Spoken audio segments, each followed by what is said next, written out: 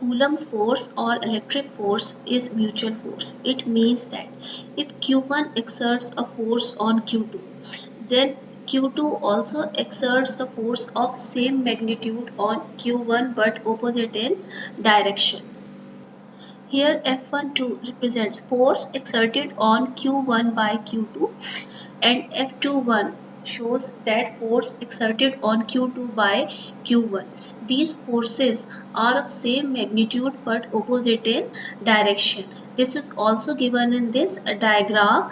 This one represents force exerted on Q1 by Q2 and this shows that force exerted on Q2 by Q1 and these charges are at a distance r from each other. Here force F21 in its vector form is given as F21 is equal to 1 over 4 pi epsilon naught Q1 Q2 over r square into unit vector R21. Same F21 is the force exerted on Q2 by Q1 and R21 is directed from Q2 to Q1. This is also given in this diagram where F21 represents force exerted on Q2 by this Q1 and R21. This shows the direction in which the force acts. The direction of this force is from Q1 to Q2. And further in this portion, second diagram, this one F12, this represents force exerted on Q1 by Q2 and the direction of this force is represented by R12. This shows that the direction of this force is from Q2 to Q1. Up till now we have studied the Coulomb's force when the medium between the two charges is free space or vacuum.